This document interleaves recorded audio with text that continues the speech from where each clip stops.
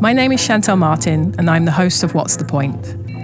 I'm an artist from Southeast London. I also lived in Japan for a bunch of years. I'm mostly known for my large-scale line drawings, live performances, and talks. This is a conversation series dedicated to exploring why artists create art and the forces that influence us. Every few years, I find myself questioning why I make art and what's the point of it. We just make it, we share it, and then one day we die and we definitely aren't making things anymore then. It sounds kind of harsh, but it's true. When I'm having one of these existential moments, I like to pick up the phone and ask other artists what they think the point of making art is and why they keep creating and making it. These conversations usually teach me things that help me see my own challenges in a new light. So I want to share them unedited with those who might be asking themselves similar questions. Join me as I sit down with artists and friends to talk about their reasons for doing what they do and why they continue to create. This episode contains mature themes and discussions involving crime and criminal activity that may not be suitable for all audiences. We believe in open and honest conversations, which sometimes means exploring topics that can be sensitive or challenging. Listener discretion is advised. Very happy to introduce today's guest, Forrest Kirk. Originally from San Diego, Forrest grew up exercising his creative muscle through practices like graffiti, graphic design, and screen printing. Forrest now creates his empowering and often spontaneous paintings using various mediums like oils, acrylic, Gorilla Glue, and fabric. You can see the movement of Forrest's process within his work, alongside the vivid colours and abstract shapes that he introduces into his paintings.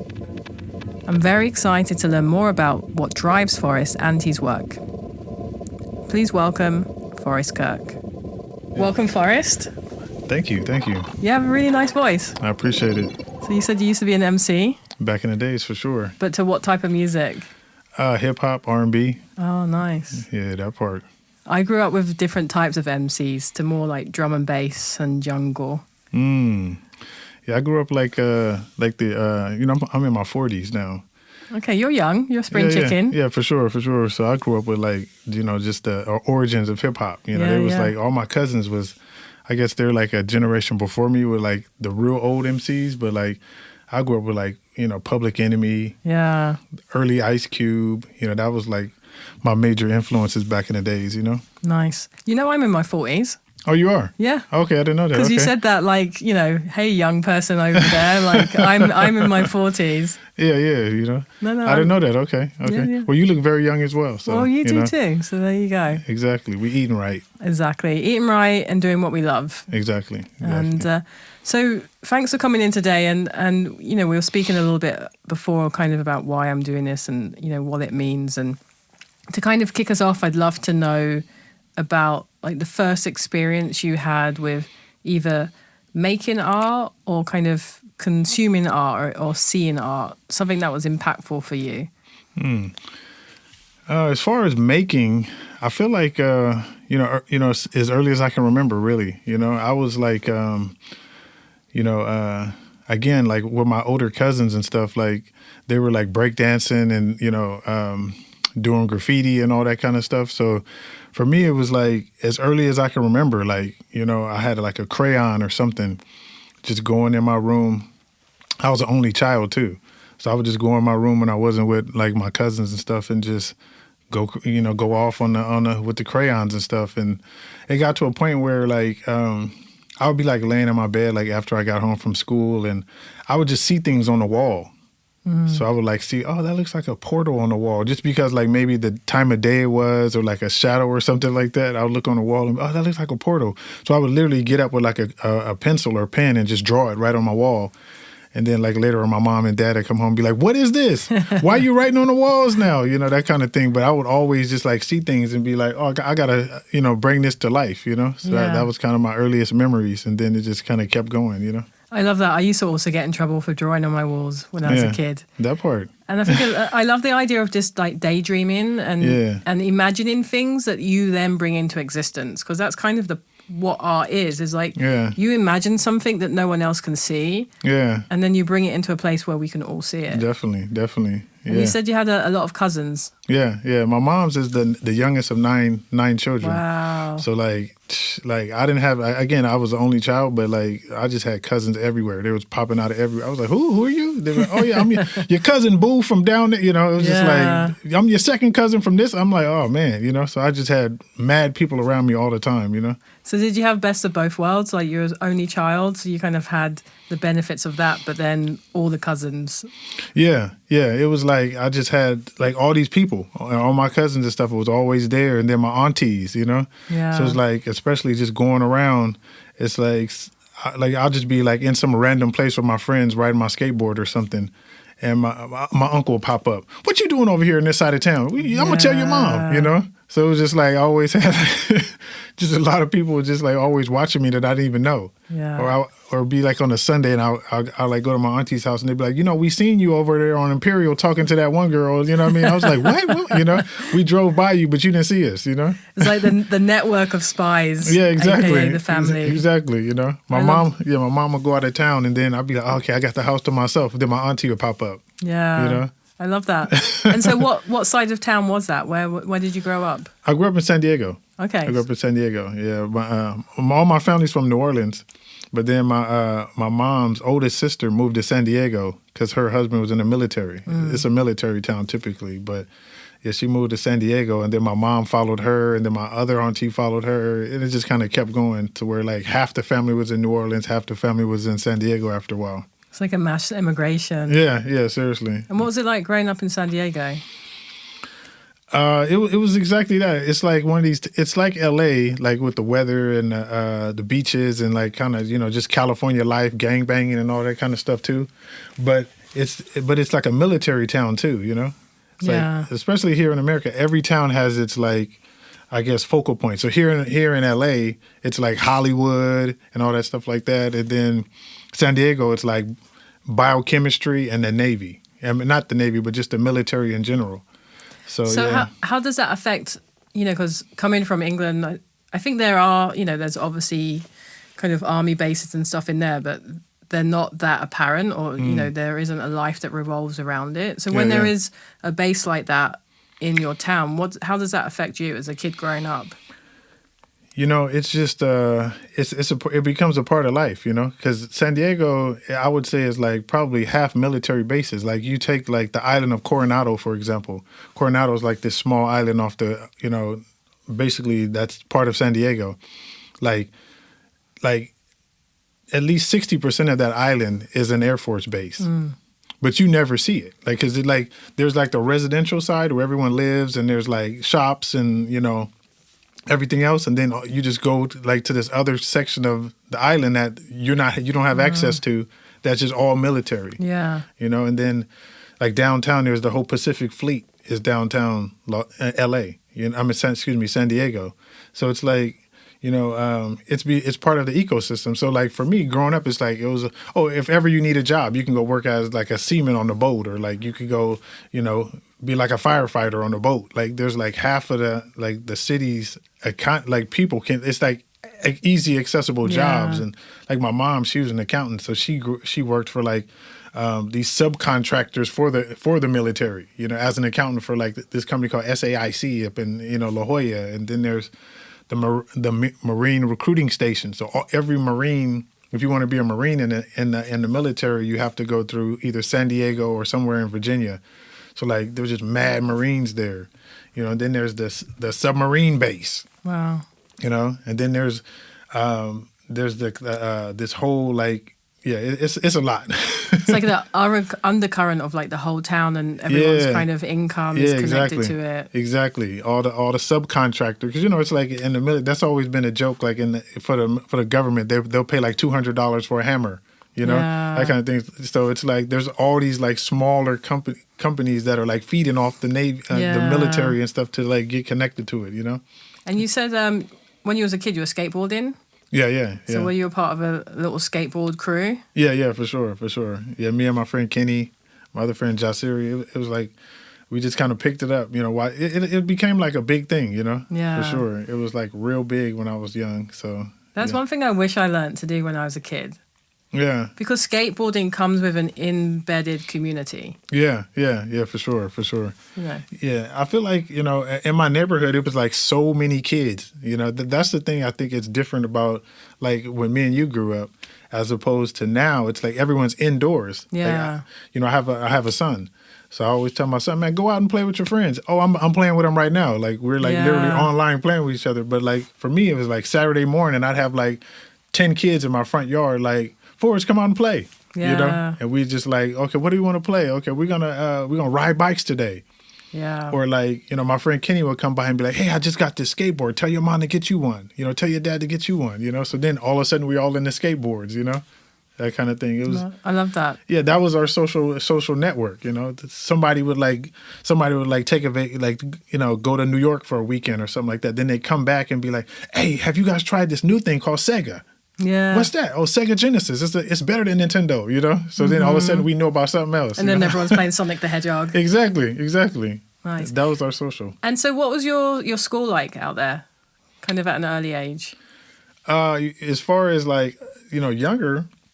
You know, I grew up in I guess like most in the hood, you know, in San Diego. So it was like just a basic public school, like I guess, just it was as far as like, grade school, which in here in America, it's like, kindergarten through 6th grade.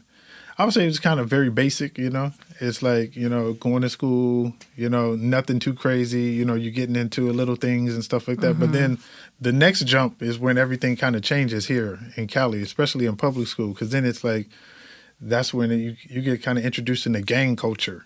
But what do you mean like the next jump from like 7th to 12th? 7th grade to 12th grade. So how old are you at 7th grade and 12th grade?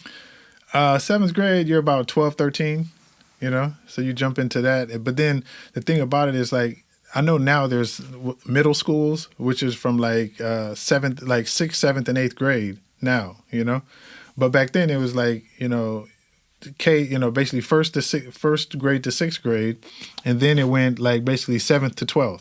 There was one or two middle schools, but it wasn't that popular back then. Yeah. So basically you would be put in there from 7th to 12th. So then as a 7th grader, you're like, oh, man, I was the biggest person at school. Mm-hmm. But like 1 year ago, I was like a 6th grader. Yeah. I was like the big guy. So now you get in a 7th grade and there's like 12th graders that are like 18, 19 there. Yeah. So like you're like this tiny little kid. So it was an interesting little transition there for sure, Yeah. And you said like, what people were encouraged or like brought into gangs and stuff then, or? Yeah.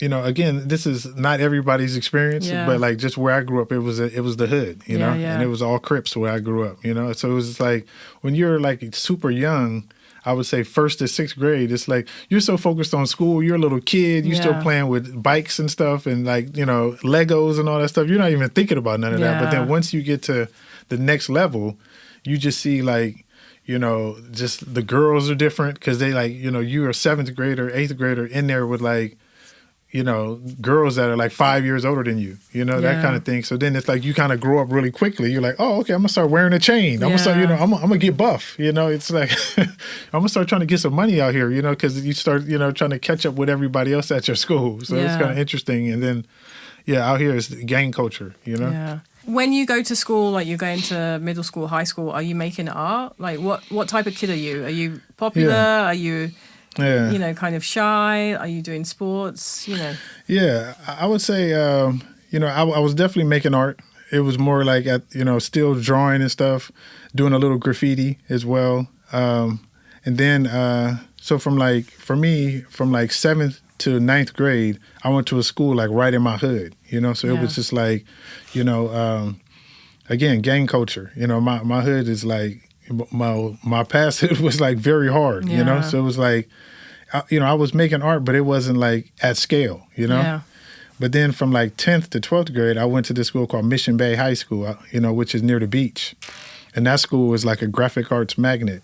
So that's kind of when I really got to like, okay, let me put all the BS down, You know what I mean? Because it's just, my previous school, it's hard to describe, but it was like every day it was something different, Yeah. So like one day it'd be like the blacks against the Mexicans, The next day it'd be like the blacks against the Vietnamese. And the next day it'd be like the Asians against the Mexicans.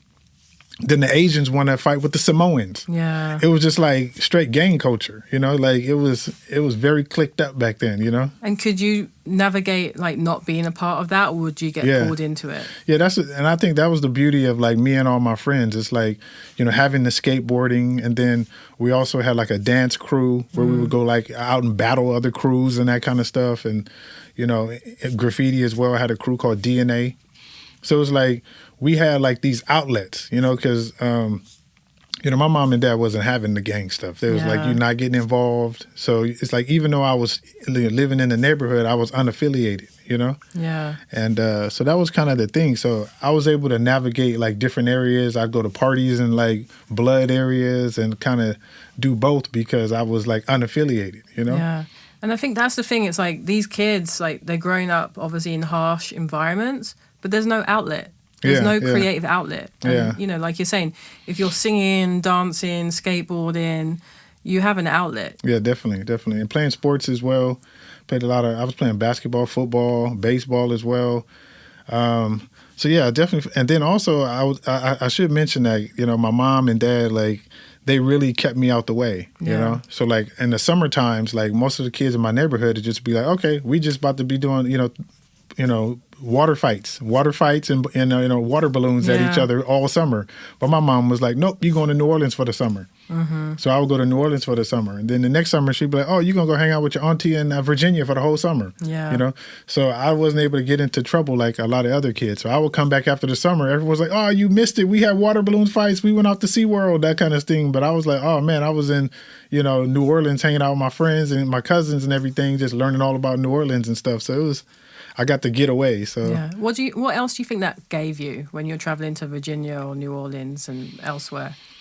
It broadens your horizons in general, and then, traveling in general, I think it just gives you that sense of, I could live here. And you start looking, okay, this is how people are making it over here. Then you start just picking up, like if you stay in like a certain circumference, then that's all you ever know. But then as soon as you break out, you're like, I could do this anywhere, And it gives you that kind of like, at that time, domestic, nationwide mindset, Yeah. For sure. So I appreciate my parents for doing that for me, Good parents. Fast forward to now, you're in your 40s. Yeah. You're a painter. You live here in Los Angeles. Can you tell me a little bit about your work? What it looks like, kind of what form it's in, what mediums, industries, philosophies, like kind of like more of a higher view of the work, and then we'll dig in from there. Okay, yeah. I would say my work is really just about me and just like, me as a black man, in America and everything that comes with that, and not trying to avoid anything that came with that, or is coming with that. So it's just taking on everything, And then I would say, I've been painting for so long, and since, like Malcolm Gladwell says, you have to put in your 10,000 hours, So I feel like, with the graffiti, and I know I didn't mention this before, but I moved to Paris for a while, and I was living in Paris and was part of an atelier when I was painting over there as well. So I think, just I would say my work is about just, about me and finding my voice. And then it's also about just iterating forward, I would say like to a large degree, I consider myself like an art historian, you know?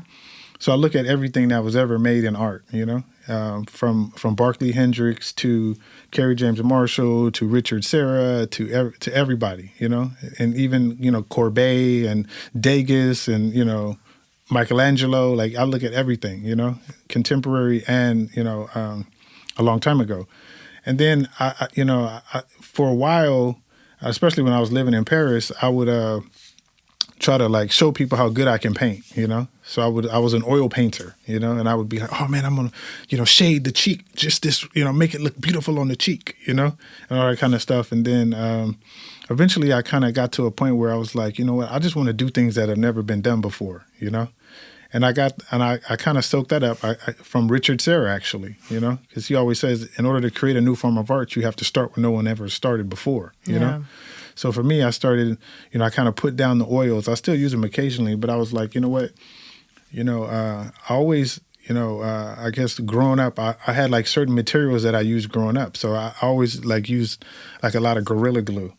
That was always something that was interesting to me, because I liked like, for example, like when I would like do a drawing or painting, like I wanted to make like, if I wanted to make the person cry, it's like you can draw a tear, but then no, I wanted to make it look 3-dimensional, like the person like was really crying, like it would come off the canvas, like a little tear would come down. So that's kind of where it started for me, So most of my work now, I use Gorilla Glue, I use a lot of bubble wrap, I use a lot of rubber bands, and I use acrylic and a little bit of spray paint, So I think by that way, it's like, so when I look at somebody like Basquiat, for example, I'll be like, oh, okay, this is amazing work. And it's like the way he constructs it and his composition, Or I look at someone like Richard Serra, again, he's like I'm going to start with this huge blocks of metal where no one has ever started before, or Kerry James Marshall, I'm going to start with the figure black where no one has ever started before, things like that. So for me, it's like, I want to start where they have never started before, So I'm starting with like, Gorilla Glue ground as my base, and then coming off of there. And for me, it makes my paintings look very distinct, especially in person. Everything is very rough. It almost looks like it's part of like inside of a cave or something. It's coming out of like it looks like it looks like cave drawings in a way, but it's a lot more vivid. What do you mean by Gorilla Glue ground? Gorilla Glue, that's almost a tongue twister. Yeah, I know, Gorilla Glue ground. Well, I would say like, you get it, like let's say for instance, you stretch a canvas or you go buy a canvas from the store, Yeah. It's just this white gessoed canvas, So for me, I always start, my first thing I do is paint the canvas black. I never start off a white canvas. I paint the canvas black. Then I come in with the marks that are unique to me, and I use Gorilla Glue to do that. So the base layer, before I even like if I wanted to make a portrait of you, right? Before I even got to the point where I'm like starting on your face and all that kind of stuff, I would start with that ground. It would be a black background, and then I'd come with the Gorilla Glue, just using marks that are unique to me. And that gives the paintings like this certain aesthetic, I would say, Nice. And then you mentioned, with the tear and also, painting the cheek when you work with oils. So at some point, were you doing very detailed portraiture? I was, yeah. And at that time, this was like in 2000 when I lived in Paris, I was basically doing like these replica, like, Courbet paintings to a certain degree, I would like spend the day in like the Musée d'Orsay, and I'd be like, oh man, look at Courbet. And then I'd go home at night and just be like painting all night and like doing these like really detailed landscapes or like these detailed portraits that to me, in a way, Courbet would do, It was still more modern, but, I'd be like, this. So it was kind of like I was doing a battle with him.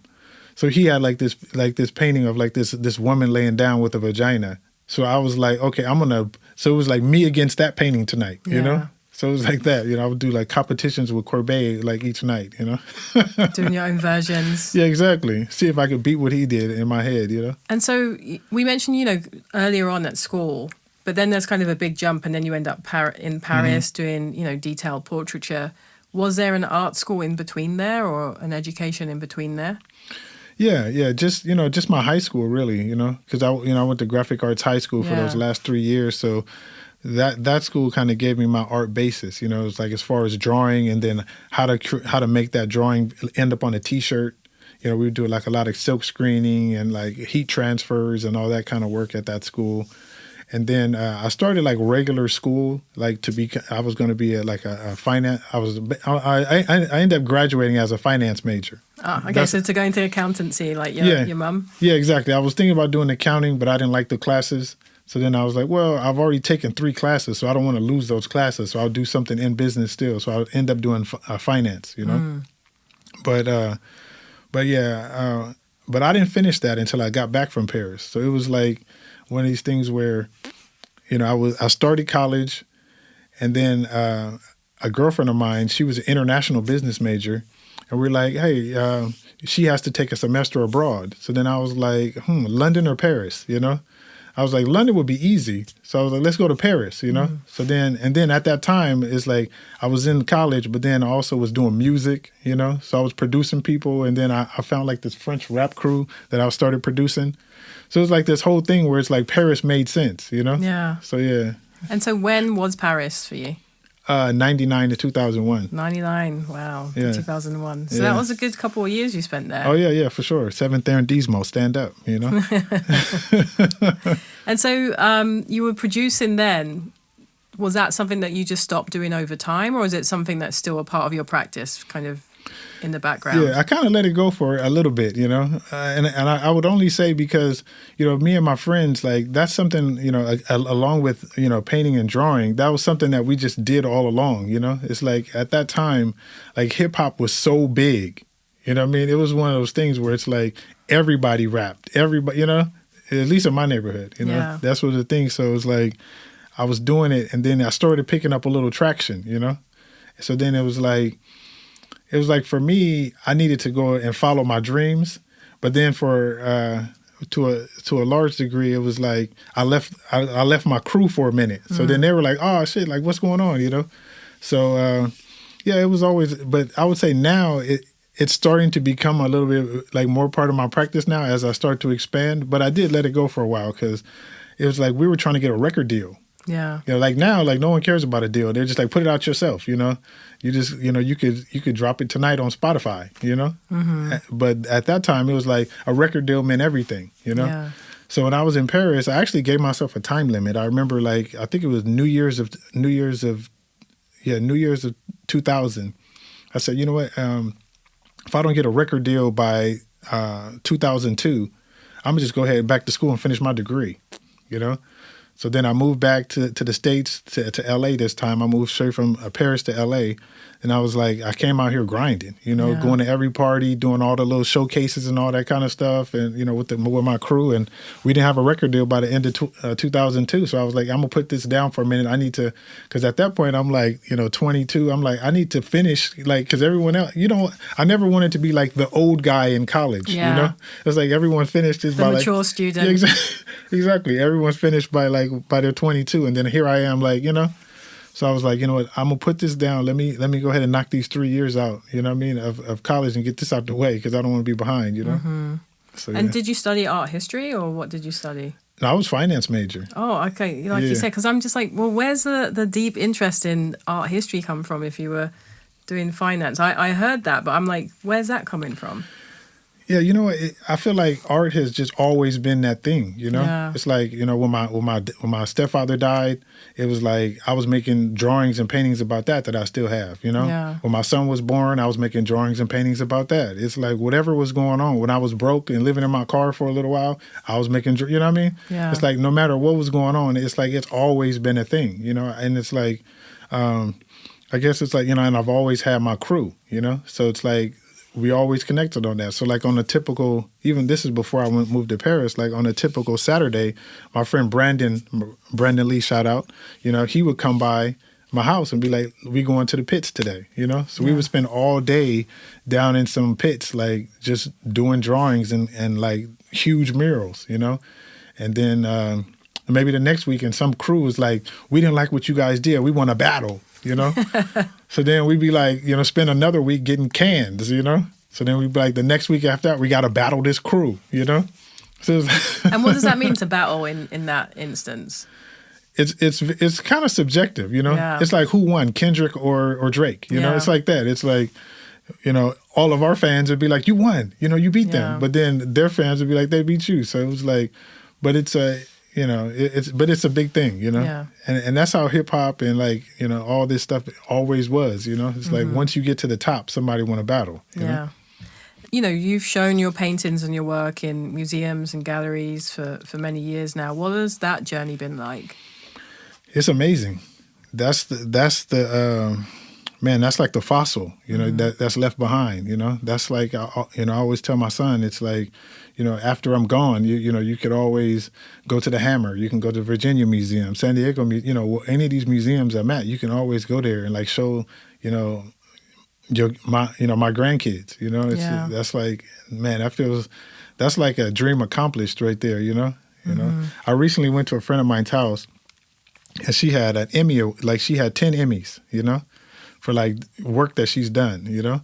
And I was like, man, that's how. And then we started talking, you know, and it's the same feeling where it's like, she's like, these Emmys are great, but it's like, I'm still working, you know. And that's how it feels like with the museums, where it's like, they're great, you know, and you can always look back on that, but then it's like, you still have to keep going, you know. But it feels like a dream accomplished, you know.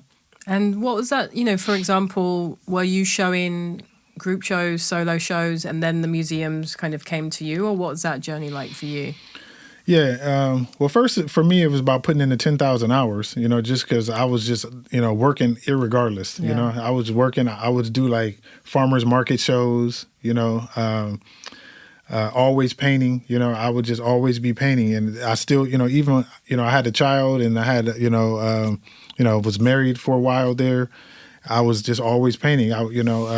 After I graduated college, I became a software engineer. I was always good at math, so I was doing programming, you know, building websites and apps, you know, doing coding. Yeah. So I was doing that in the daytime, but then coming home at night painting, you know, just to clear my mind, you know. And then on the weekend doing farmers market shows. There's this collective downtown LA. It's called the Chocolate and Art Show.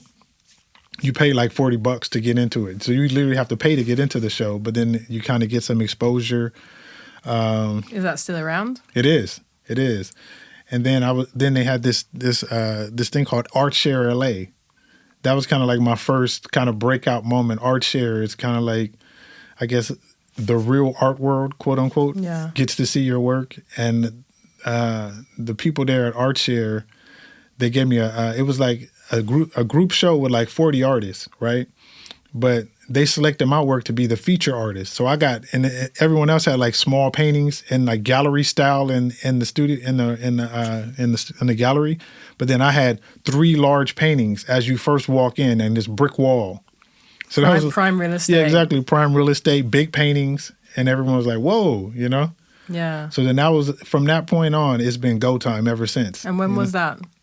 2017. 2017. Yeah. And you mentioned, you know, kind of making work when your stepdad passed and your son was born, and, you know, living in the car. And do you have all that work? Have you documented it? Yeah. You know, what do you do with it?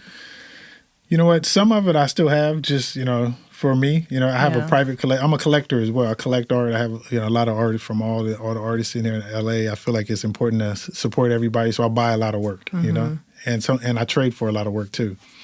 So yeah, some of it's in my house, you know, just as, you know, part of my collection. And the other ones, I kind of, you know, use sections of it. You know, I might do like a kind of more collage style painting, and I'll use sections of it that are important to me, you know. Yeah. And do you have like a system for naming the work, cataloging it? You got the brains on the math side, the administrative side, the business side. Do you bring that into your art practice? I do. I probably need to be better about like anything that's like I get sold. Yeah. You know, I have like a spreadsheet and all that kind of stuff. Who it was sold to, where it was sold, who was sold by, how much it was sold, and like all their information in case, like, you know, 10 years from now I do some kind of retrospective show. Yeah. I know how to put all this artwork back together. But new work, I probably need to be better about that, because it's after I do it, I'm like, oh, this is cool, you know? Yeah. Then I kind of put it down, and then I would like send it out to some people that they just like want to see everything that I make. And then, but yeah, it's not cataloged anywhere. So I probably need to be better about that. Yeah. And so when you share that to them, you just email everyone, or you text them and be like, yo, this is what I just made? Yeah. Yeah. It's about 10 people that are just like, we want to see each thing that you make, you know, along the way. Yeah. I love that. Yeah. And where is your studio? West Hollywood. West Hollywood. Yeah. You've been there for a long time? About 5 years. Yeah. Okay, yeah, for nice. sure. Good space? Yeah, it's cool. It's cool. Yeah. I'm actually looking for a new space right now, but it's cool. Yeah. What are you looking for in a new space? A little bit larger, you know. Okay. Like over the last 6 months, I've had like really large commissions, like for like hotel lobbies and that kind of Yeah. stuff. And it's like the last 2 paintings I've been have been like 10 foot tall by 14 foot across. Even that's pretty big, yeah. Yeah, yeah. So it's like taking my studio to the max to do that, you know. So I'm Yeah. like, you know what? If I just got like a more industrial space, then with higher ceilings, you know, maybe like a freight elevator, it would just be a lot easier. So I'm Because that's the thing, you're limited to the size of your door. yes and no. Yeah? Yes and no. Yeah, it's like that's what I'm saying. I've had to be creative with that. You know, learning how to paint on the ground, Yeah. on the flat surfaces, or just doing like sections at a time and all that kind of stuff. Yeah. Yeah. And so how many square feet do you have now? My studio, I'd say like maybe 600 square feet. Okay, you know? so it's not huge, yeah. Yeah, it's not huge. Yeah, for sure. Okay, so you need at least like a couple of thousand to expand. That would be incredible. Yeah. That would be incredible. My space here is in Culver City, and you know I'm in one of these buildings where they're gonna knock it down at some point, Okay. so I could get a shorter lease, and you know a little bit cheaper than perhaps normal. But I found in LA, like you want to get a studio space, the lease is like 3 years, 5 years, 10 years. They want you to sign these really long leases. Yeah, for sure. It can be. Yeah. Yeah, especially if no other artists are there and you're just like their only artist, you know? Yeah.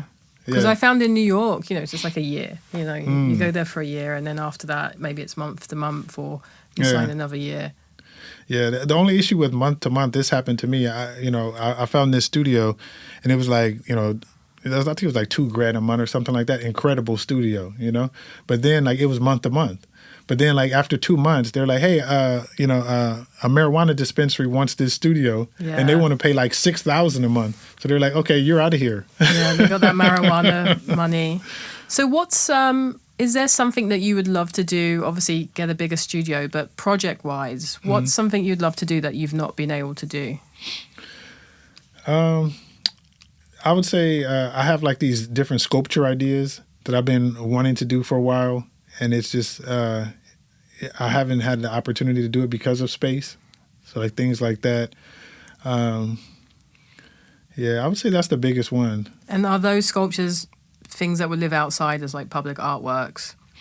Yeah, they could be indoor or outdoor, you Yeah. know. But it's like I know they're coming because I keep seeing them, you know, in my head, and I'm Yeah. like, and I'll like do like small iterations of them, but then I want to do one at scale, you know. So yeah. You know, you mentioned you used to code and build websites. Have you brought that into your work somehow?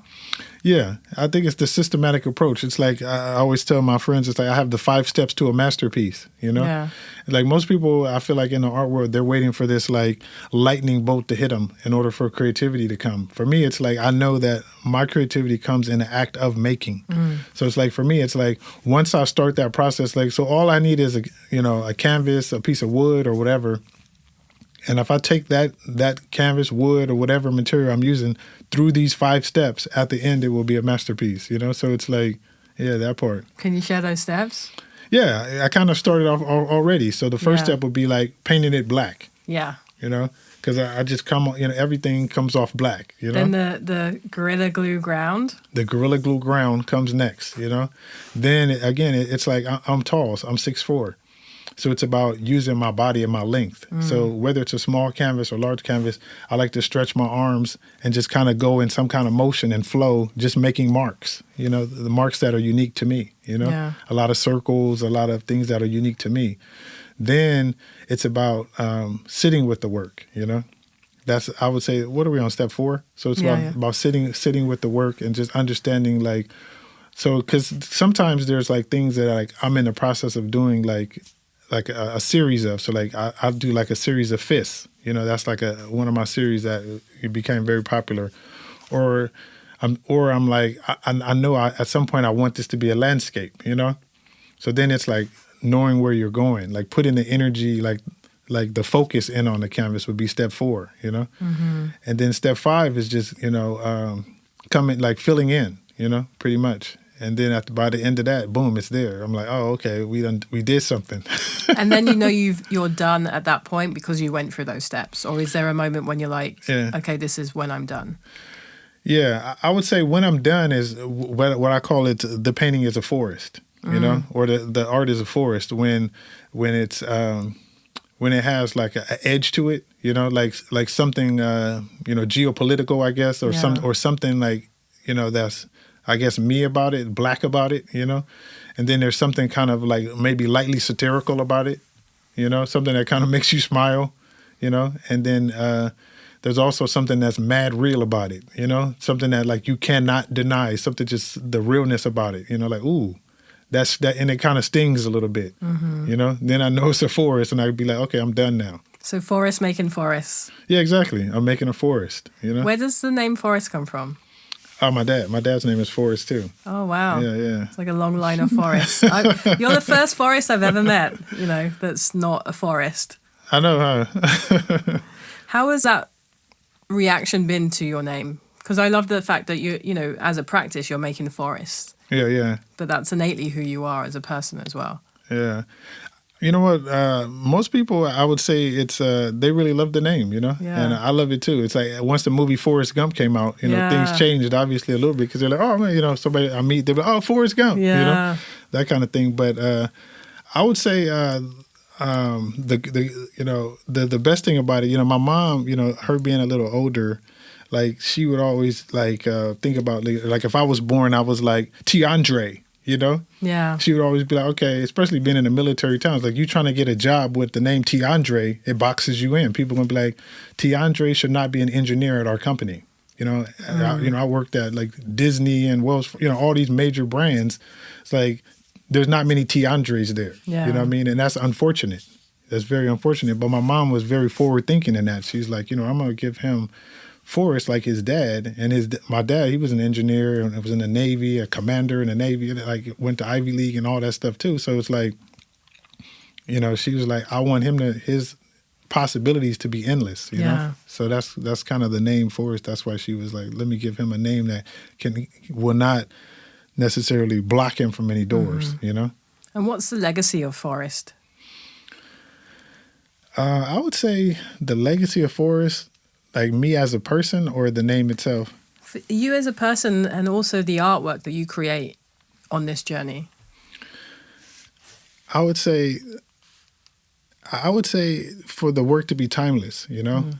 I would say the legacy, I want someone like no matter where they are in life to you know, so whether, you know, whether you just won a lottery and now you're a millionaire, you know, you see like happiness in the work, you know, or you just lost a parent and you see hope in the work, you know? So I would just, the legacy I would want in the work is just to be timeless, and somebody in, you know, 2222 can look at this work and be like, I feel this, you know, this feels mad real. It's slightly satirical. Something makes me smile about it.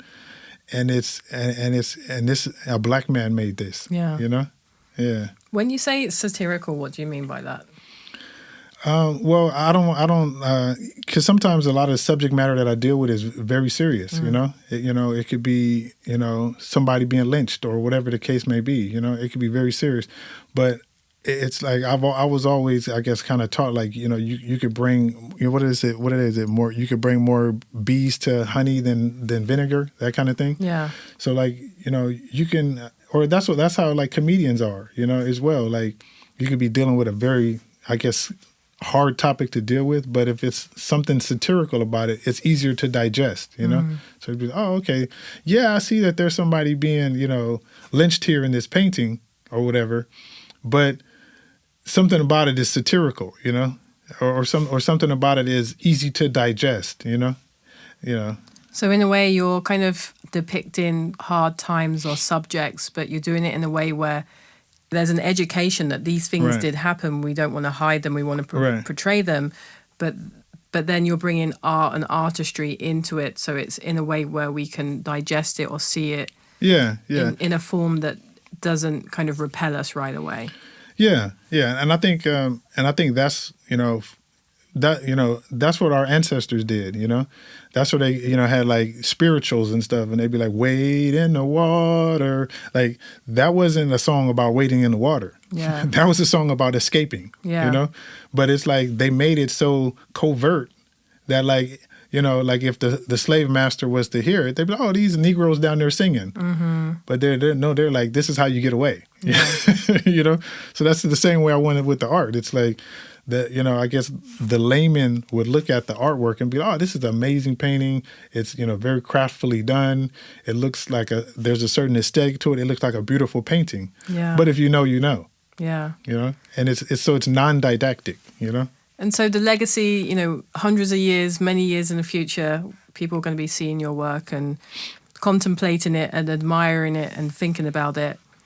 To get there, what have been some of the biggest hurdles that you faced as an artist? You know, I think, you know, breaking into the art world, you know, that's a major hurdle, you know, because there's millions of people making art and like, you know, so I think, you know, just having a vision, you know, having a vision about the work. I think a lot of younger artists, you know, are creating their vision, and it takes time. It takes those 10,000 hours. You know, you can't skip that. You know, unless you know there's some kind of nepotism or something, you can't skip that. You know, so I would say, yeah, the time it takes. You know, just the dedication to that. I would say, you know, also, you know, I would be remiss if I said, you know, didn't say that, you know, there was a time, you know, as of recently, you know, blacks, minorities, you know, LGBT folks as well. This has been like a recent thing where like the art world is, I guess,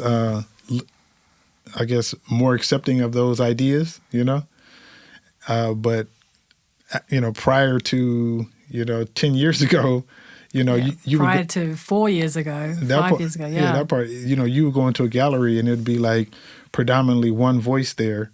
And then if they did have, you know, someone of color on the roster, then you probably know that I couldn't go there too. So it'd be like, okay, you know, you look at a gallery and say, okay, they have a person of color there, you know, they're full, you know.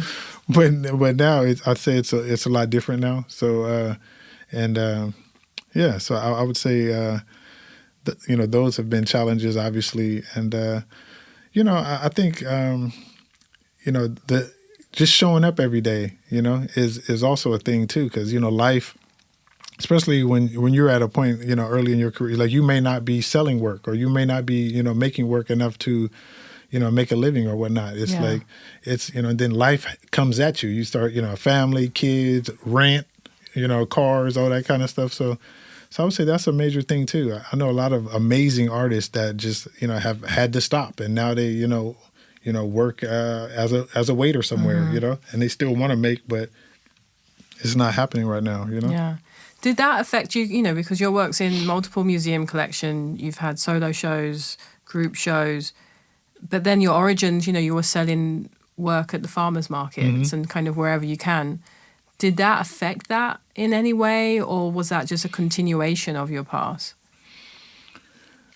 And what I mean by that is sometimes people say, oh, if you do that, then these people will never let you in. And if you do that, it will devalue your work. Have you ever come across that?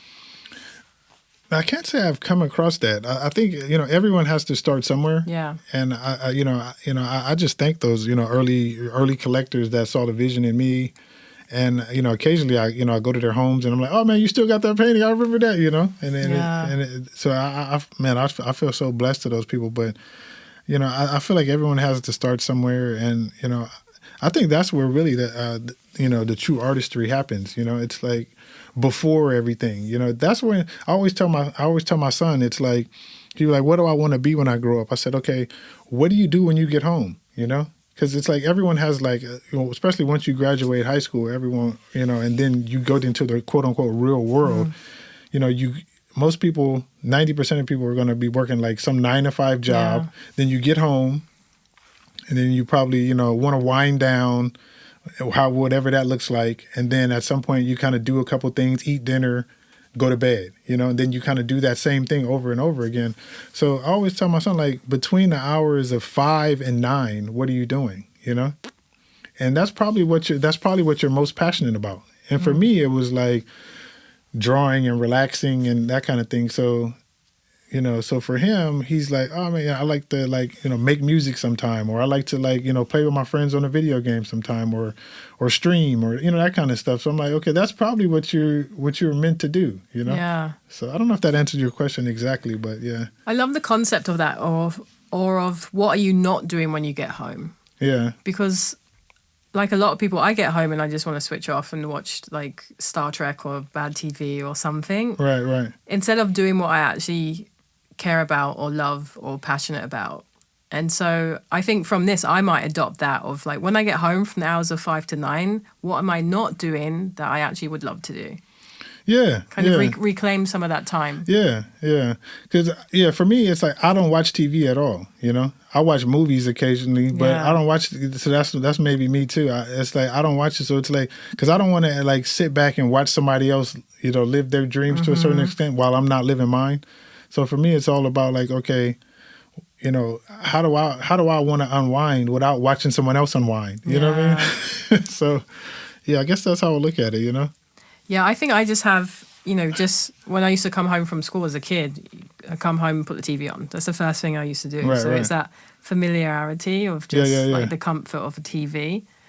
But it does take away so many potential hours of time. Seriously. And there's so much that you could be doing with that time. And the next thing you know, you'd be like, oh man, I made a masterpiece when I would have just been watching, you know, that. Yeah, you know? Or you could have been learning something. Yeah. Do you have any hobbies outside of art?